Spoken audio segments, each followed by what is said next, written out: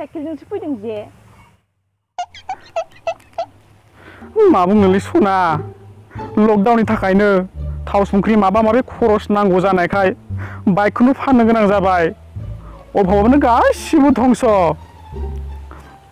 नोंजों रायजानो गिनासो खोथायाखैमोन आङो दाबो मा होनो बै केटिएमखौ लाफिनगोन आं सना केटिएमखौ दालाय दाबोथ' रायजागोन आंजों दुगायानो फानसे बारा बोरो नोंनि साखा खब्रै लाग्राया आया सना बेखौलाय आं थांनाय दानावनो लाखागौमोन ना हा बे फाग्ला बन्द'आवलाय बोरै लानांगौ जाखो नै नोङो दुगाल' ओमफ्राय बोरो आंखौ देग्लायनो लांगोन होननाया बेनो नोंनि रादाया लाङाब्ला लाङा सिगां बुंनो हायामोन नामा बेनोथ'लै सना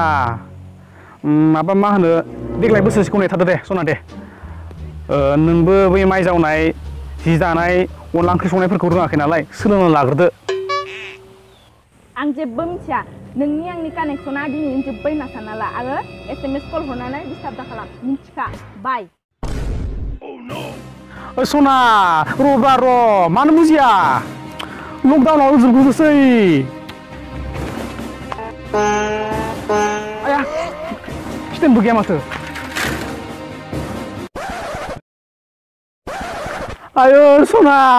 नों माबोरै बेखारजों आंखौ गारा थांनो हाखो बे कर'नानि बोथोरावबो हाबा जानायनि दावराव थां नोङो देनां फिसाजो नामखौ कर'ना लकडाउन सेनिटाइजार दोनबानो जाबाय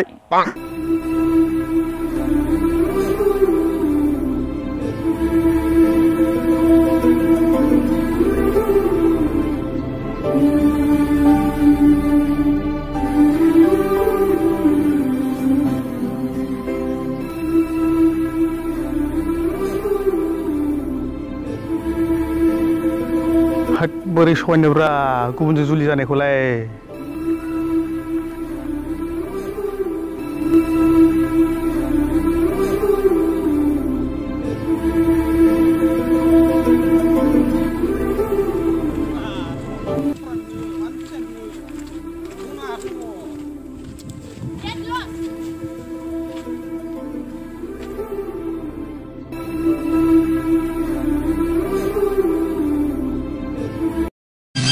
देग्लाय बैसागाव नोंखौ जुलि लानो हायैनि दाया रावनिबो नङा रजे बियो लकडाउननिसो दाखालि मोनायाव नोंखौ बोजबनो हायैनि दाया आंनिथ' नङा नोंनि नङा भाइरासनिसो दाया आंनि नङा रजे आंनि नङा सिरि सिरि फैनाय सायनानि बैमान बे कर'नानिसो दाया आंनि नङा रजे आंनि नङा सिरि सिरि फैनाय सायनानि बैमान बे कर'नानिसो बैमान बे कर'नानिसो गैला मा खालामबावनो गासिबो सिलिंखार बावदोंसो दा बिफा बोरायनि साइकेलखौ लाब्ला होजागोनलै आं न'आव